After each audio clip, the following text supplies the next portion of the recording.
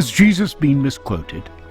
How good are the manuscripts on which the New Testament is based?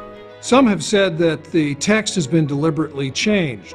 We're going to look at the actual texts that survive from antiquity, and we're going to talk to the experts who know best. Join us on our quest for the truth.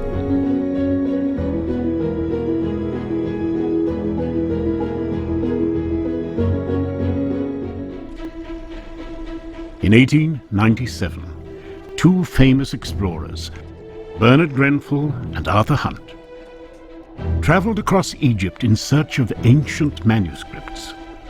Egypt's dry conditions made it the perfect place for manuscripts to be preserved in the sand for hundreds of years. They wound up going to an Egyptian city about 120 miles down the Nile from modern-day Alexandria, a place called Oxyrhynchus, which literally means city of the sharp-nosed fish. And initially they didn't find anything until someone suggested the old trash heaps, mounds of sand and so forth outside of the city limits. You could probably put most of this ancient dump inside a football field. So they wandered out in amongst these sandy mounds to examine what was there. And one of them noticed a brown leaf sticking out of the sand, and he kicked it with his foot and flipped over a page of ancient papyrus. And as luck would have it, it was from the Gospel of Matthew, chapter 1, which today is P1 in our list of papyri. And so began then several seasons of digs. And over the years, some 500,000 pages of papyrus text were recovered. I remember talking in the early 1970s to a woman who was on staff at the British Museum, and when she discovered that I was studying for a PhD in textual criticism, she said, "Oh, you must come over to London sometime. We have crates of that stuff down in the basement that have never been opened." And it's still the case. Something in the neighborhood of 90 to 95% of the material that Grenfell and Hunt acquired in Oxyrhynchus has never been edited or opened. If you want to see biblical manuscripts, but you can only visit one place, Dublin, Ireland is the place to go. The Chester Beatty Library contains one of the most important collections of biblical manuscripts in the world, including the most ancient collection of all four Gospels, Papyrus 45.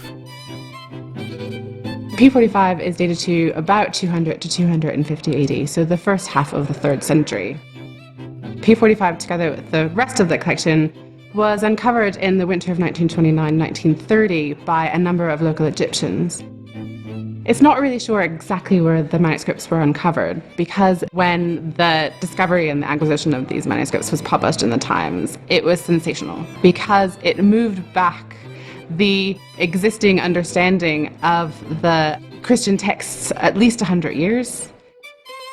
It really confirmed the soundness of the text as we understood it. And while there are variants, there are variations, there are scribal errors, there isn't anything that was sort of fundamentally shocking to anyone that changed the nature of the understanding of the text.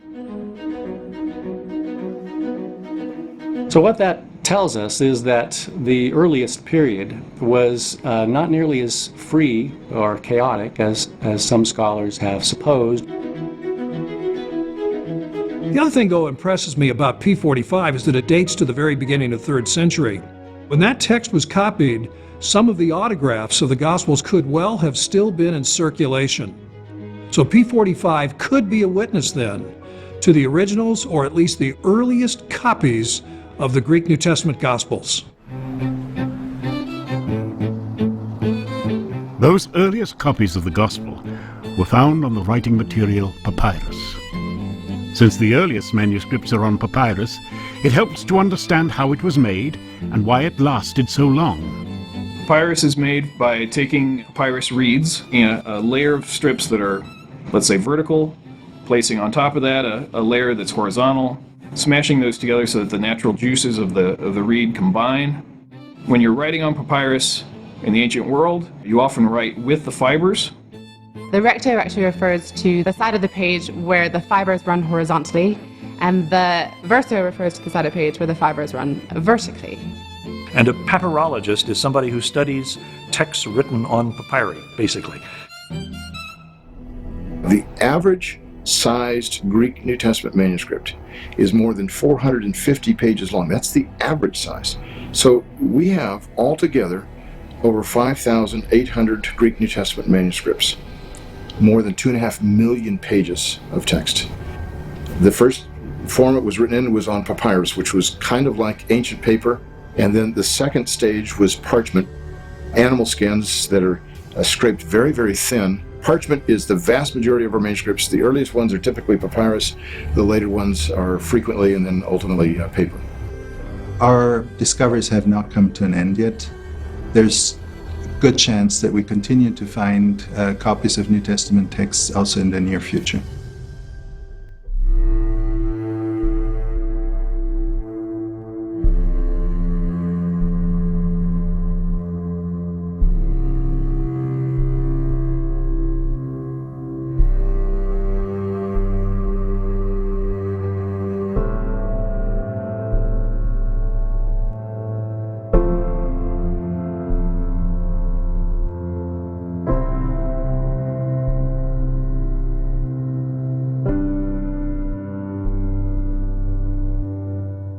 P66 is the oldest on earth known exemplary of the Gospel of St. John. So it's one of the most extraordinary items that we belong here in the Martin Bodmer Foundation. It's 154 pages and it is the first known codex. This Gospel of St. John, we think, is a document from the year about 200 after Christ. The document is a copy, something 100 years after it was written. All you have are about 14 chapters of the Gospel of John. You have about 400 to 500 corrections that are made in this manuscript. Some people say, oh, what a poorly done, careless copyist this was. No, because examination of the corrections show that these corrections are all made by the same hand who made the manuscript. So what it means is it wasn't a careless scribe, he just wasn't very skilled.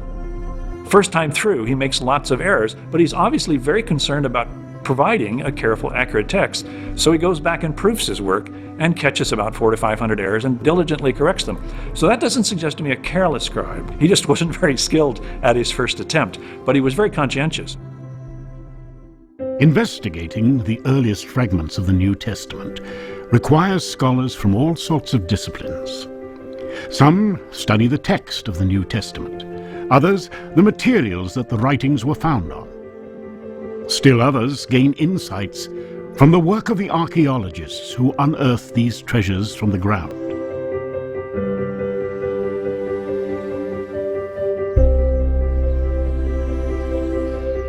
Now, we all know what archaeology is. It's a careful digging inch by inch downward, measuring the layers, the strata, and that's why it's called stratigraphy. Well, back in the 1890s and the beginning of the 20th century, there wasn't that care very often. Grenfell and Hunt knew that there was a chance of finding some books gathered together that dated from a certain period of time in a layer that dated from another time. They were aware of it, and I've read their reports. And they did indeed find some collections of literature and were able to make some chronological statements about it. And that is just fascinating because it tells us about the longevity of literature. For all of the literary texts of antiquity, we have no dates put on them. So you say, well, how do you date them? You date them by what's called paleography, which is to say a very careful examination of the nature of the lettering used. These are all done by hand. And so paleographers talk about the hand of this manuscript or the hand of that manuscript, and they mean simply the visual appearance of the writing or the script in the manuscript. The only kind of texts that have dates are what we call documentary texts, so letters, shipping manifests, tax records, things like that will have dates put on them. And that's a no-brainer. You see, we pick it, it'll say, the 3rd year of the emperor thus and so, and you go, bingo, we know when that tax record was produced. Those become sort of the pegs in the wall on which you say, okay, we have a secure date for that, secure date for that, secure date for that. And then when you come to literary manuscripts, you look at the handwriting and basically try to judge what do they most closely resemble? What dated manuscripts do they most closely resemble? So it is a kind of by gosh and by golly exercise, but it is scientific by gosh and by golly exercise. The two things to say about carbon-14 dating. One is that in order to date a manuscript, you have to destroy part of it. You have to take it and burn it. When we're talking about a manuscript that may be 2,000 years old or older, you're loath to destroy any part of it. The second thing is, even if you get the permission to do it, the dating precision of carbon-14 is basically plus or minus 100 years. Well, paleography actually gives you pretty much the same kind of dating. One of the really interesting questions looking at manuscripts is about the length of time of their use. We know with parchment manuscripts that they survive in any decent kind of climate a very long time. But we assume, compared to that papyri were quite short-lived, that they would being used, they would wear out. But there are some imponderables with that, aren't there? Because how long a manuscript survives depends partly on how much you use it. If you're a Christian itinerant preacher going around with a copy of the Gospel of Luke in your pocket, it might wear out more quickly than if you have a copy that's in a building read regularly in Christian worship.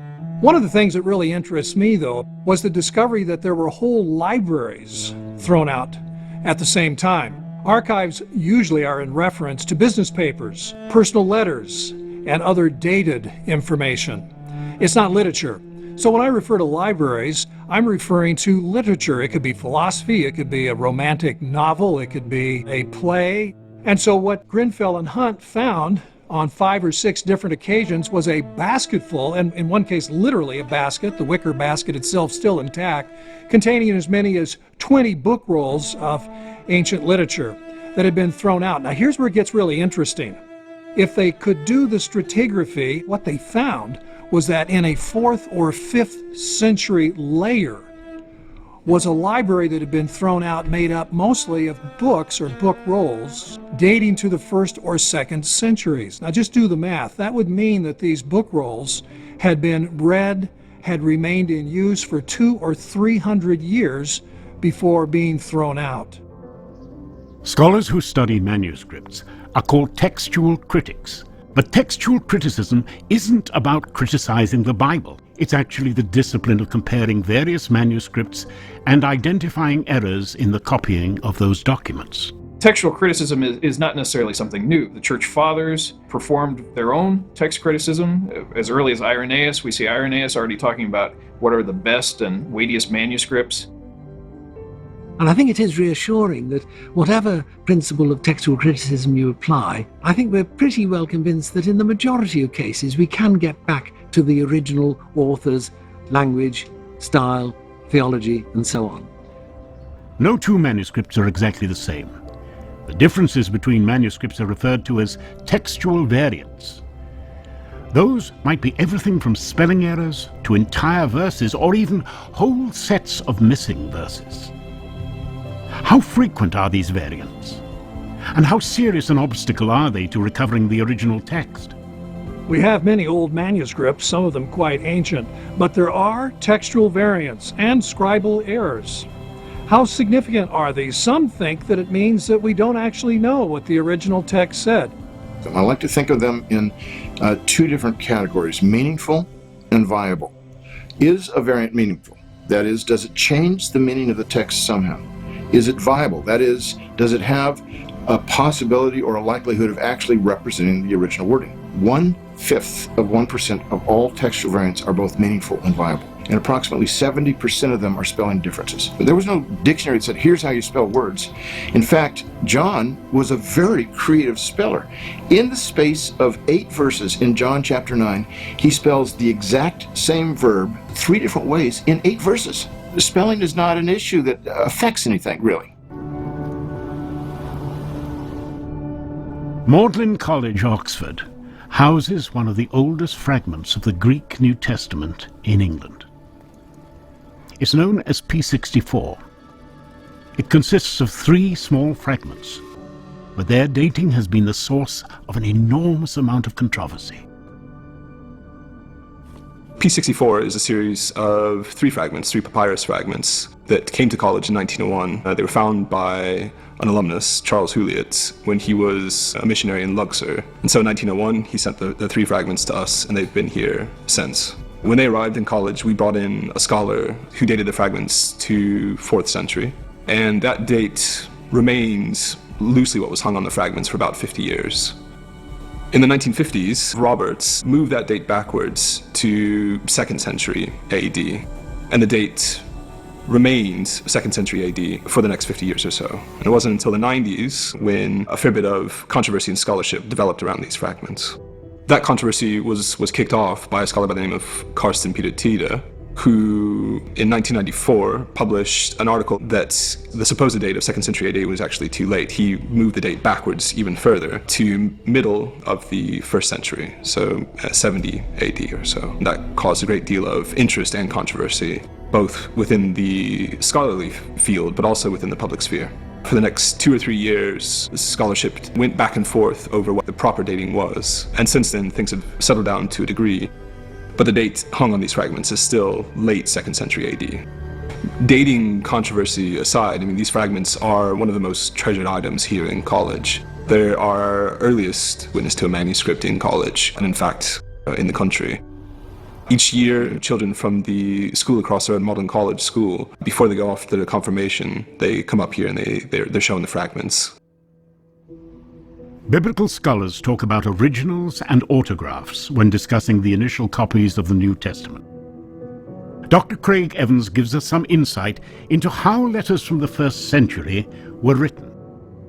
The author himself may hold the pen, but usually it was a professional scribe that did the writing. And then the pen was handed to the author, who added his name at the very end, and that's why it's called autograph. But there are several important things you need to know about autographs. For one thing, when someone composed a document to send it out, either a letter or a gospel, that wasn't the only copy. A copy was made and then retained, and so in a very real sense there were 2 autographs, although only one was perhaps signed. We should also assume that in some cases involving letters, multiple copies were made. In other words, there wasn't just one original that was sent out as an autograph to one destination, but there might be 3, 4, 5. We actually have evidence for that at Qumran, where we have 6 fragmentary letters, all the same letter, found in Cave 4. It's quite possible Ephesians was one of these kinds of letters, multiple copies sent out to different destinations. But why is this important? Well, if there were 2 originals, one sent, one retained, that greatly increases the chances that one of those autographic texts would have survived for 150 or 200 years, and copies were continuously made of it, which had the effect of stabilizing the text. Often a secretary would write out a copy of the dictated letter onto wax tablets, then take those tablets, produce the actual written letter on whatever surface, whether it be papyrus or parchment, and then probably review that with the original author to make sure it's accurate. There's another thing, too, that we need to know about letters in particular. Paul's letters, for example, where he not only names himself, he will name other people, perhaps at the beginning of his letter or near the end. And what we know from other letters from antiquity is that some letters were, you might say, group letters or group efforts. In other words, it's quite possible that when Paul is dictating a letter to someone like Tertius, who wrote Romans, that he actually handed the pen to some of his other colleagues who composed a paragraph or 2. And so we shouldn't assume that Paul's letters are only from Paul himself, but they represent a team effort. One of the striking things about the earliest Christian texts is the form in which they were written. The Codex was the predecessor to our modern book, and was popularized by the earliest Christian communities as their preferred way of recording Scripture. During the first 5 centuries of the Christian era, 90% of all Christian books were written on a codex, and only 14% of all non-Christian books were written on a codex. So this was the first and probably only time in the history of the church where we were actually ahead of the technological curve. The Christians, even if they didn't invent the book, at least popularized it and used it for their literary possessions. The construction of a codex was a very labor-intensive process. You're talking about buying a ready-made roll, cutting it up in pre-measured segments, and then stacking them and folding them and eventually sewing them together into quires. Those are stacks of sheets put together and folded together, and then you do another quire. Scribes eventually came up with very ingenious ways of sewing those together and putting bindings on them. It was strikingly important to the history of the book because the folded book is how we understand a book today. They prefer the codex especially for those writings that they seem most to prize, their scriptural texts.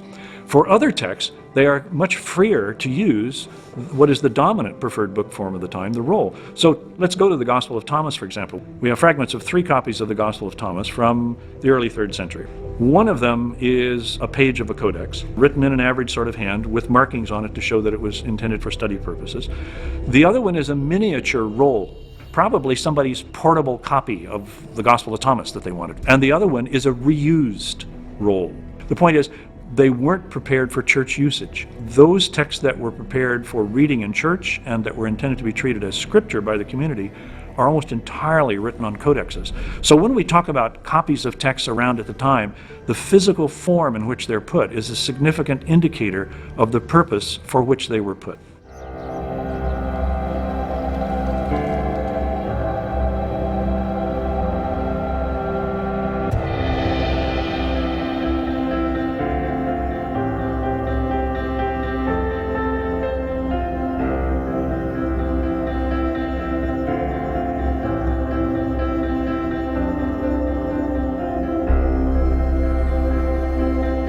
Everybody knows about the King James Version that came out in 1611. What you might not know, though, is that it's based mostly on the text of Stephanus, which was produced in the 16th century. And the text of Stephanus made use of the text of Theodore Beza, or Codex Beza. And what you might not know is that text reaches back to the year 400, give or take a decade or two. Codex Beza also has a Latin text alongside its Greek text, and the Latin text is judged to be reaching back to about the year 200. So here at Cambridge University Library we have thousands of medieval manuscripts, but the oldest of them is Codex Beza. So it's a late 4th, early 5th century manuscript. It's a manuscript of the Gospels, and it also contains the Acts of the Apostles and a fragment of the 3rd Epistle of John. So Beza was a reformer in Geneva. He was pretty much the heir of John Calvin. After Calvin's death, he basically was the leader of the Reform congregation in Geneva. So this is Beza's letter when he donated Codex Beza to the University of Cambridge. So it says it's Geneva, it's the 8th of July in the year 1581. Recently, just a couple of years ago, a scholar discovered some notes of one of the King James translators. So we can actually see a little bit about the process by which the translators worked. So this edition of the New Testament is very influential. So this was used by the translators of the King James version of the Bible. So they used Stephanus's edition and studied it carefully. We know it's been here at least 300 years. And these are some photos from the 1960s when the manuscript was taken apart. This is the naked spine of the manuscript. It's a painstaking process rebinding a manuscript. So every single leaf is taken and repaired, and it's humidified to relax it and then held under tension. This is what it looked like before the rebind, and you can see all this metal and the decoration. So this is would have been the university coat of arms. One of the interesting features about Codex Beza is that it has a unique agraphon. An agraphon, of course, literally means from Greek agraphon, not written in one of the canonical Gospels. And so this agraphon is about a man that Jesus observes working on the Sabbath. Now Jesus says, if you know what you're doing, you're blessed, but if you really don't, and you're just disregarding the Sabbath, then you're a transgressor of the law. Now what is interesting, it's only here in Codex Beza. So that special reading in Codex Beza is relegated to a footnote on page 237. And I like it, meo vetustissimo, my very old. Yes, yeah. Not too many people can say that in a textual apparatus, but there it is, in a footnote. Stephanus, who made use of this text, he read it, he saw it. He knew it couldn't be authentic, but he wanted to put it in a footnote so that other scholars could read it and see it. Some scholars have alleged that the scribes who copied the New Testament changed the text substantially, whether unintentionally or intentionally. Their mistakes obscured the readings of the original text to the point where we no longer know what the original writers wrote in the Gospels. When Bart Ehrman came up with his book, The Orthodox Corruption of Scripture, and the theory that the text was changed to respond to Christological debates in the 3rd, 4th centuries, he used quite often the idea that scribes changed the text. That's an interesting question which has been given quite a lot of study since then. What did scribes do? I think I would take the point of view that scribes didn't go about changing the text. They were there to produce a copy. Some have charged that Christian scribes at first were barely literate, well-meaning Christians and not professional scribes. People often ask questions about how reliable the New Testament is, not just in what it reports, but do we actually even have the New Testament as it was originally written? So some people say, for example, well, there may have been a nice, pristine early version of the Gospel of Mark, but hasn't it been sort of souped up and beefed up over the centuries? Hasn't Jesus been turned from an innocent Jewish rabbi into someone who claims to forgive sin? Well, one of the problems with this theory is that we're very, very hard pressed to find any manuscript where we can see that a scribe has, with any consistency at all, changed the text, whether in an orthodox direction or indeed in an unorthodox direction.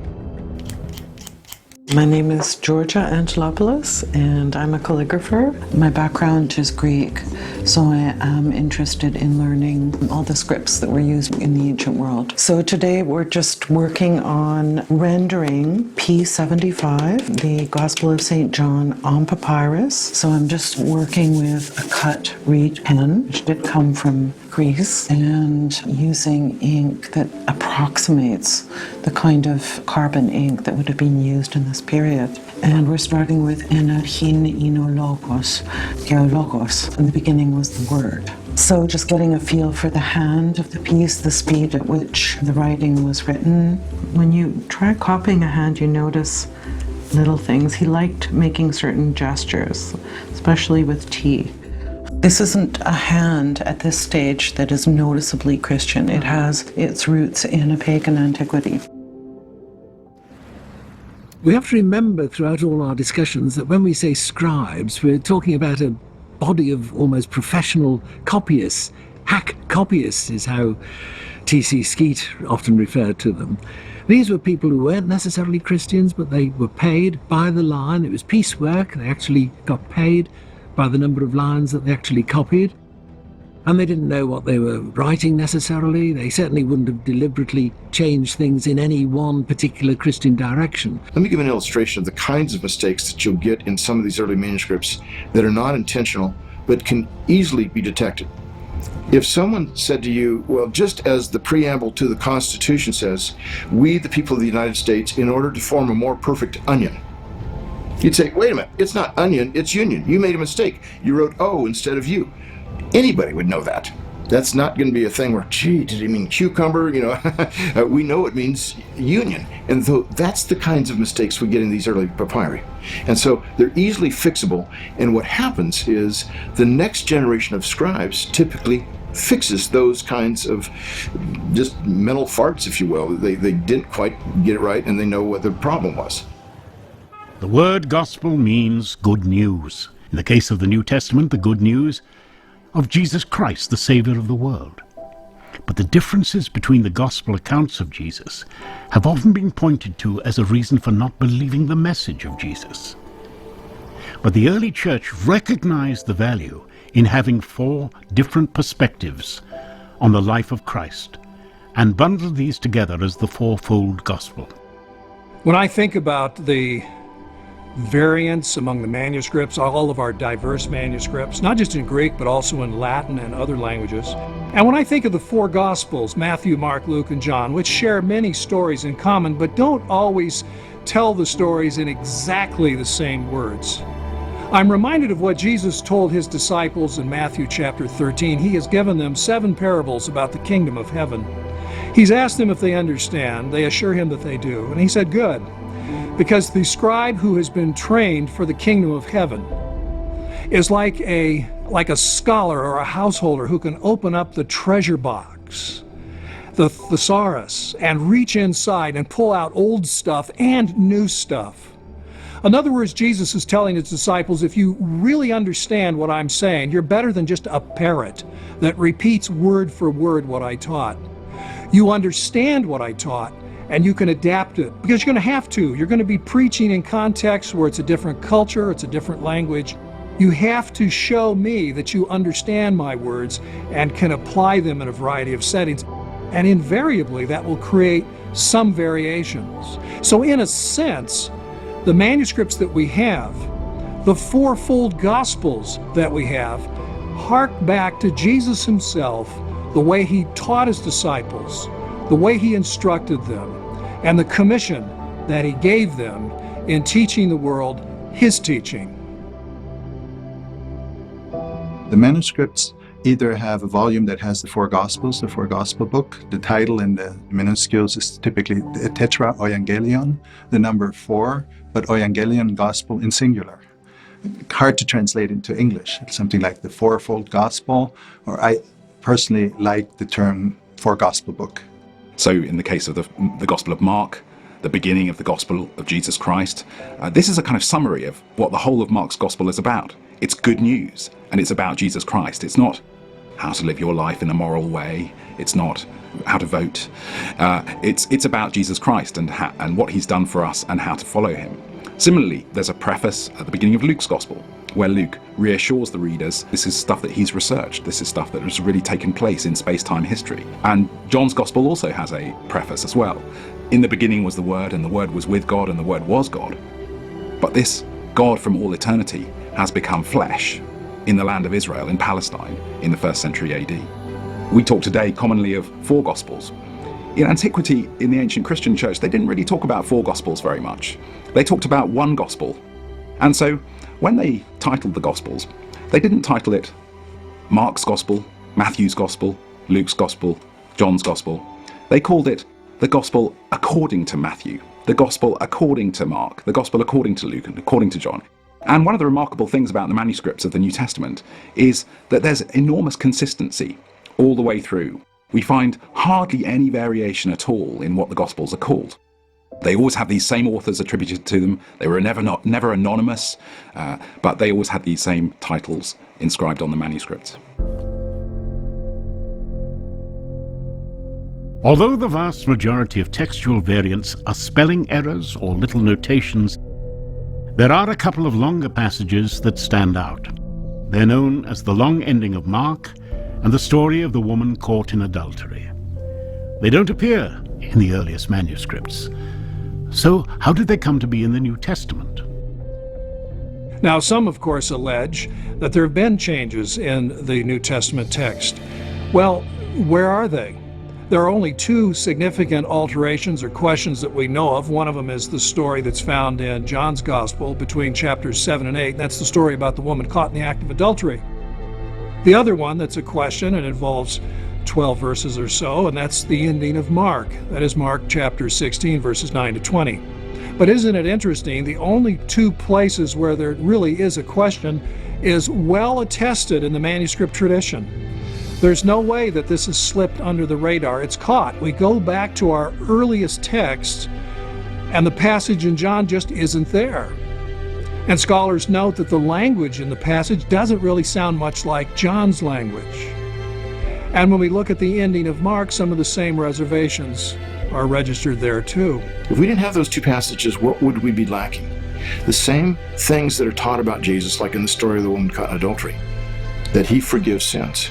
We see many times in the Gospels. If that were the only place we had him forgiving someone's sins, we'd be in trouble. Mark chapter 2, for example, the paralytic who's dropped down through the roof of Peter's house, Jesus tells him your sins are forgiven. So we have those kinds of things. We have parallels of the kind of person that Jesus was already seen elsewhere. And in Mark 16, the kinds of things that Jesus does that we see in that passage really are probably pulled largely from the book of Acts and from Luke and Matthew by somebody in the first half of the 2nd century adding that to Mark's gospel. So there's really nothing lost in that. And so in the two places in 27 books, or a total of about 20,000 lines of Greek text, as the whole New Testament would be written out, There are only 2 passages of any length where there's any doubt, but there is no doubt because the manuscript evidence is so substantial and so early, we can identify them as ringers. They really don't belong in the text. And you could add to that 2, maybe 3 other passages involving 1, maybe a verse and a half, 2 verses at most, and it's the same thing. Text critic great Bruce Metzger remarked there were only 40 lines out of 20,000 where there was any doubt at all about how it should originally read. And those 40 lines don't involve one single significant Christian teaching. The Vatican Library houses one of the most important Christian codices in the world, Codex Vaticanus. Its origins are unknown, but many scholars believe it was one of 50 copies of the Bible that the Emperor Constantine commissioned. Codex Vaticanus has been in the Vatican Library since at least the 15th century. It seems to appear in an inventory of the library which was made in 1475. We don't know how it came to be here. That's the first news we have of it. Whoever has seen Codex Vaticanus in a facsimile edition or so will be fascinated. It is like the Bible as you hope it was when it was old, a really big fat book, that you can go through, you can read easily. There are not that many corrections in it. It just absolutely looks beautiful. When you look closer, you make more discoveries. There are actually notes in there. People have been reading that book, for more than 1,000 years and leaving little notes, leaving little thoughts in between the lines at the side. One user felt very sorry for the manuscript because the ink was fading. So he went through the whole manuscript and rewrote every single letter again with his ink, except those passages that he couldn't find in his Bible. So if you look at Codex Vaticanus today, you can rather quickly just go through it and look for those faded passages. And then this is a place where we have probably a very interesting variant. Codex Vaticanus is just a fascinating manuscript. We don't really know where it comes from. It just shows up in the 15th century and gets a card in the Vatican Library. We're not sure where it comes from. Looking at the paleography, the way the letters are written, it is usually dated into the 4th century.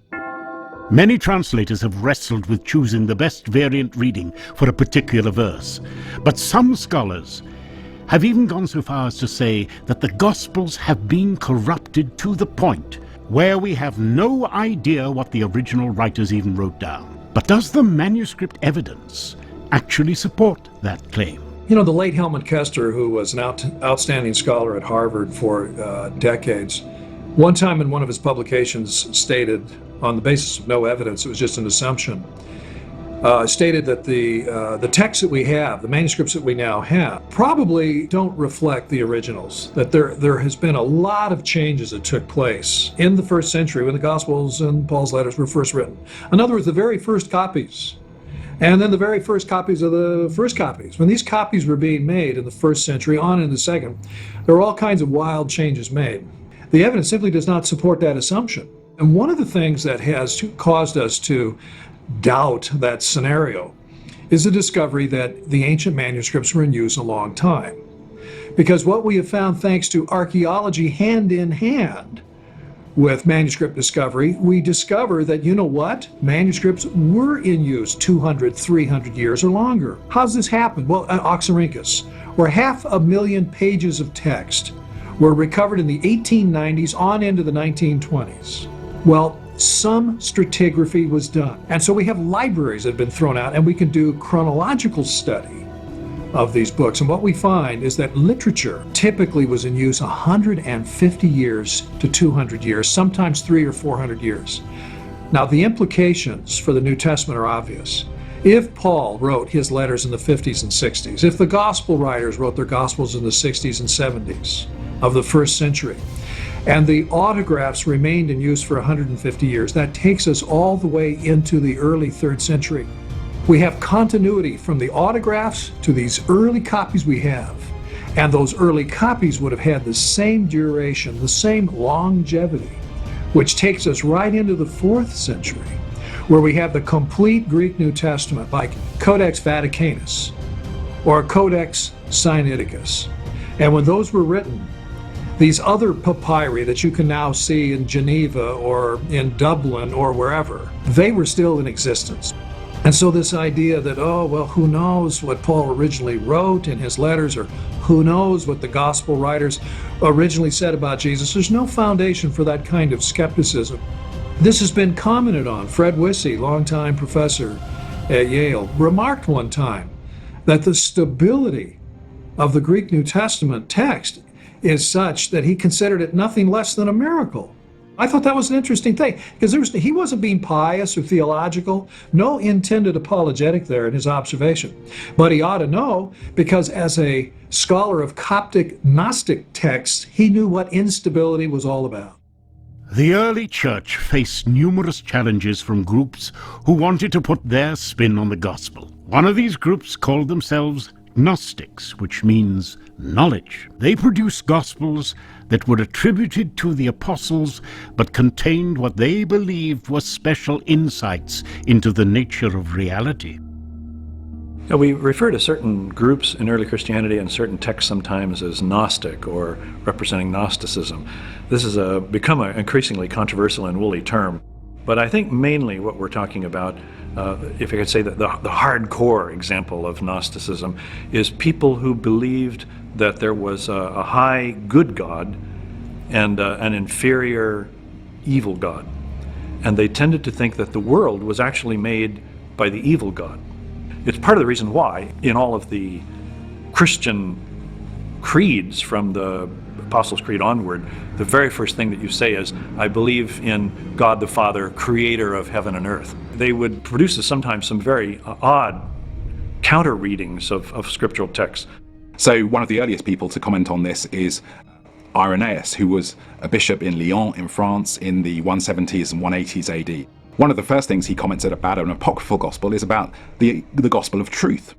The thing that Irenaeus says about this is the ink is still wet on the manuscript of the gospel of truth that Irenaeus got hold of. It wasn't written in the apostolic age. It didn't have the ancient credentials that Matthew, Mark, Luke and John had. Another church father, Eusebius, often talks about apocryphal texts as well. And one of the things that he says is that they clearly weren't written by the apostles that they claim to have been written by. So Eusebius calls some of these texts bastards, illegitimate children, because they don't have the parents that they claim to have. The Vatican Library also houses another ancient manuscript, P75. Its reading bears a striking resemblance to the famous Codex Vaticanus, and is one of the most significant and studied manuscripts by scholars throughout the world. What I like about P75 is that it's a text from the early 3rd century that reads almost identically to the great Codex Vaticanus, which dates to 100 years later. So here's an early papyrus, written perhaps when the autographs and early copies were still in circulation. P75 was discovered in the sands of Egypt in the 1950s. Now it resides in the Vatican Library. It has a very beautiful script. It was clearly the hand of a trained scribe, and he did his work very well. This is also the earliest papyrus that has more than one book of the Bible on the same page. It features the end of Luke, then the title and the beginning of the Gospel of John, making it the earliest testimony to the developing canon of the New Testament. The outer pages are lost, but we can, because we have the middle sheet and we have the page numbers, reconstruct the contents, and we can be absolutely sure that it started with Luke on page 1 and was followed by John. This is not a four-gospel book, it just had these two. The question has been asked in recent years very strongly by an Australian scholar called Brent Nongbury. How do we go about dating these things? And he said the first rule has to be we work with manuscripts that can be dated to date undatable manuscripts. He started to look around for documents which can be dated to a certain period of time and looked for the ones which were closest in appearance to P66. And the one he came up with contains an account of the martyrdom of somebody who was martyred in the beginning of the 4th century. So we have something arguably copied, not about 200, but probably around about the same time as Codex Sinaiticus and Codex Vaticanus. Since then, Nongbris turned his attention to P75, and again, his arguments finds the closest analogies in the 4th century. And I think that's one of the main challenges facing the study of New Testament manuscripts for the next generation. So in response to Nongbris' argument that P75 could be 4th century, I'd say that's perfectly possible. However, there is a structural weakness in his argument, which is he actually uses the resemblance between Vaticanus and P75 as an argument for putting P75 late. Here, this manuscript is early 3rd century, and Codex Vaticanus, mid 4th century, has a text that's almost identical to it, except in places when it disagrees. Vaticanus often, if not usually, goes back to a much earlier text. Those two manuscripts together tell us that we have a text that is a very pure tradition going back very, very early. Often the keenest insights come at the intersection between two different disciplines. In this case, Dr. Craig Evans presented groundbreaking research at the intersection of archaeology and New Testament studies in a paper documenting the length of time that manuscripts were used in the ancient world. Well, not too many years ago, a classicist named George Houston investigated Roman libraries, Greco-Roman libraries from antiquity. And one of the things he was interested in was this question: how long were literary book rolls in use before being discarded? And he discovered that most literature was in use for 150 to 200 years, and in some cases even 3 or 4 centuries. It's a fascinating study, but he didn't say anything about biblical literature. So we need to investigate that. And what we find at Qumran, scrolls, Bible scrolls, were in use for 200 years or more when the Qumran community came to a sudden end, which means those scrolls hadn't even been retired yet. How long would they have been used? Then you think of some of the great Christian codices like Codex Bezae or Vaticanus. And these codices were in use hundreds of years before they were retired. And so if we apply these observations to the ancient Christian writings, the first papyrus books of scripture that Christians produced, dating back to 200, like P66 and P45, we have to wonder, when those were written out by scribes in the year 200 or whenever, we have to realize that some of the originals of the New Testament, what we call autographs, may well have still been in circulation. And of course, their very first copies made in the 1st century could still be in circulation. So if the observations of Grenfell and Hunt more than 100 years ago, or Professor Houston in more recent years, if those observations are applied to New Testament scriptures, then there's a possibility that we have this continuity from the original text to what we now have in our museums and libraries today, like P45, P66, P75, and others, and a continuity between them and the great codices like Vaticanus and Sinaiticus, which contain the entire Bible, the complete New Testament as well as the Old Testament. So what it suggests is there really isn't any room for the idea of these theories that there have been wild, crazy changes made, or that there are so many errors or so much corruption in the text we really don't know what it originally said. The evidence strongly suggests otherwise. The evidence suggests that the Bible that we have now is the same as the Bible when it was originally produced long ago.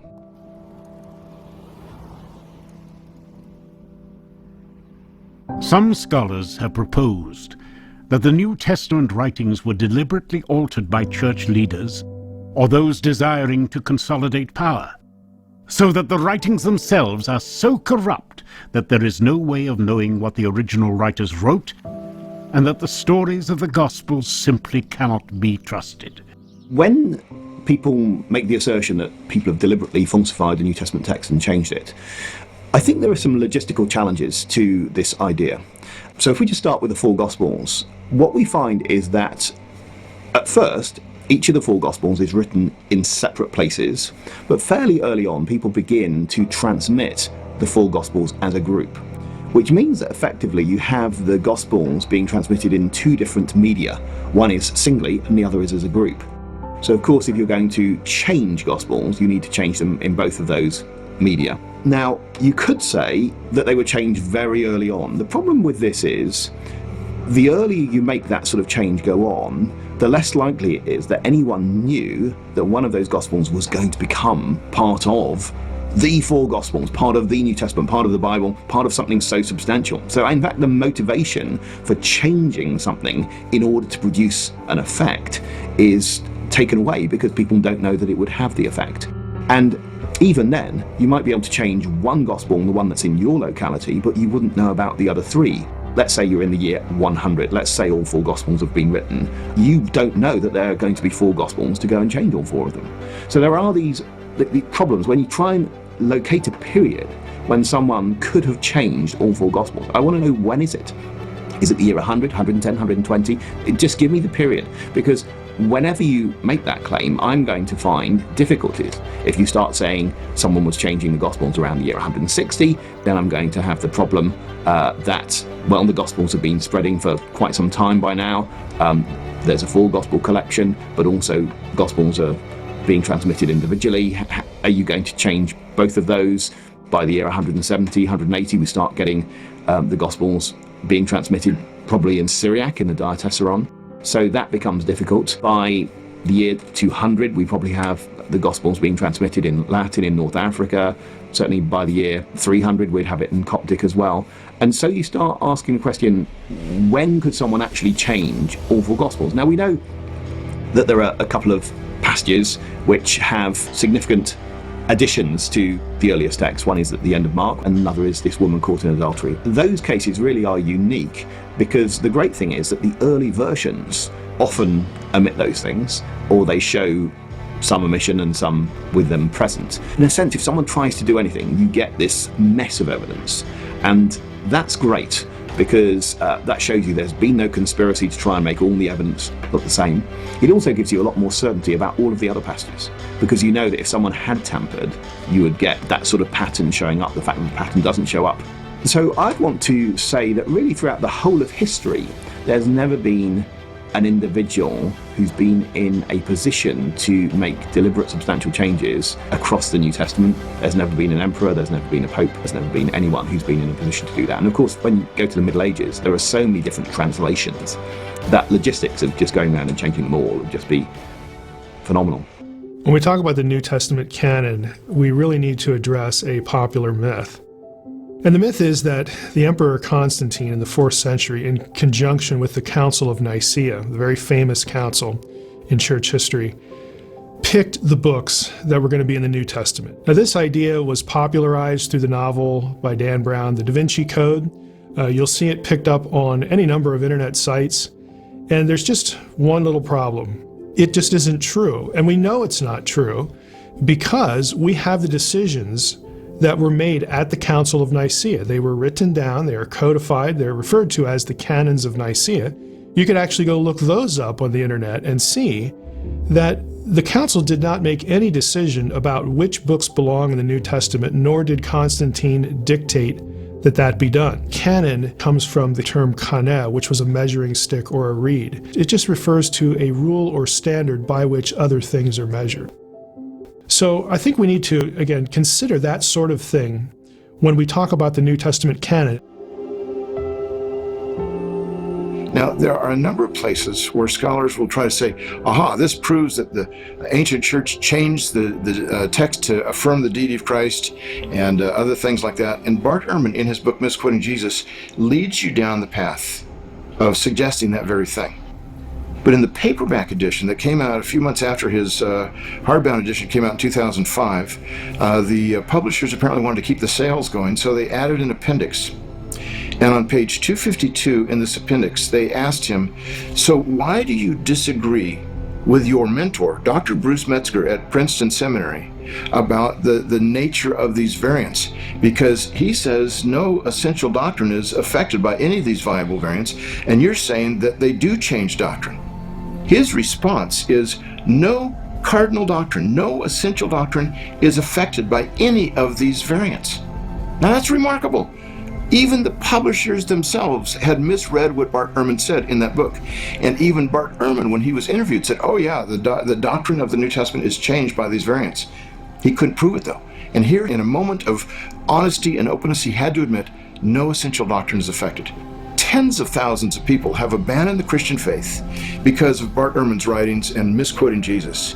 I've used that quotation in all 3 debates I've had with him, and that's how I closed the debate. And it's irrefutable because he's the one who said it, and all I can say to that is, amen, you're right.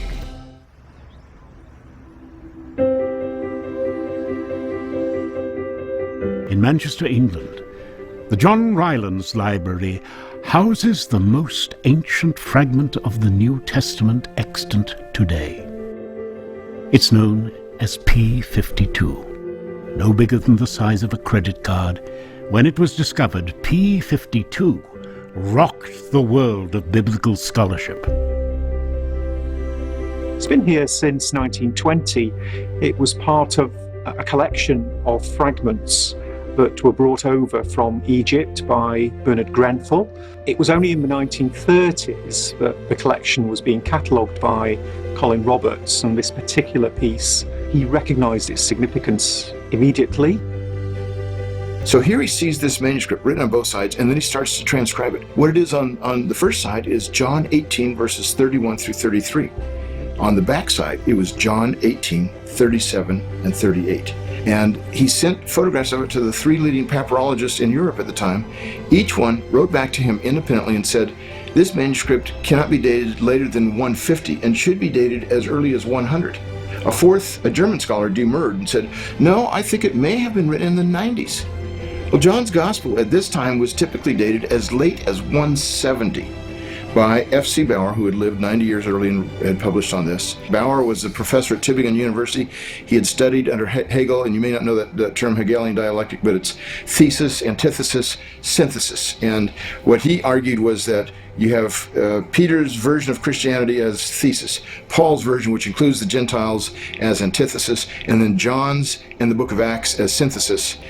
And the way he came up to his synthesis, purely on the basis of philosophical constructs, is that John's Gospel cannot be dated any earlier than 160 and should be dated about 170. Now, here's an ounce of evidence that destroys a pound of presupposition. It sent 2 tons of German scholarship to the flames. Most people who study the subject still regard P52 here as the earliest piece of New Testament in the world. Before it was on permanent exhibition, we would bring it out for people. And it was really interesting to observe their responses to it. People would often get very emotional in front of it. They would want to touch it, kiss it in some cases, understandably want to pray in front of it. So it has a status of almost a relic. It has that significance beyond the physical entity and beyond the text that it contains. Could it be possible that when this papyrus was written, the autographs, the originals, and early copies were still in circulation? Seems hard to believe, but you know, there were some early church fathers who thought so. Tertullian, for example, writing in about the year 190, responding to heretics who had mutilated Paul's letters, changing the wording, he said, look, it reads this way, and you can see his letters, and he's referring to the autographs, the originals, and he actually names the cities where they are located. 6 or 7 of Paul's letters. The originals still in existence at the end of the 2nd century. The church father, Bishop Peter, says the same thing about the Gospel of John. The original is still at Ephesus where the faithful kiss it. So this means the burden of proof has shifted away from those who say the text is stable. The burden now rests heavily on those who say we shouldn't trust the text. The text has been changed, and therefore we might never know what the text originally showed. What we are really at issue about is not whether we can recover the New Testament, but whether what we have in our printed text is exactly what the New Testament authors originally said. And I would say we can have a great deal of confidence that we have the original wording on the printed page of a Greek New Testament. It's either in the text or it's in the footnotes. We know what Paul said, we know what the rest of the writers of the New Testament wrote because of this vast amount of great manuscript evidence we have from early on through the centuries. We've traveled throughout Europe. We've visited museums, libraries.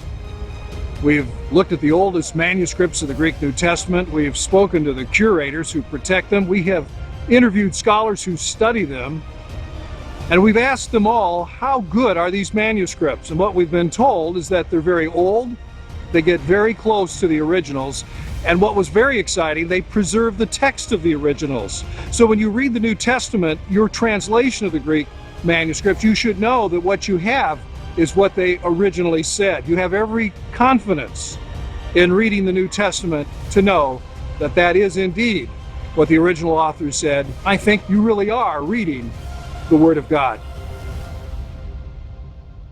So the next time you read the stories of Jesus, remember the incredible body of evidence inscribed on these fragments.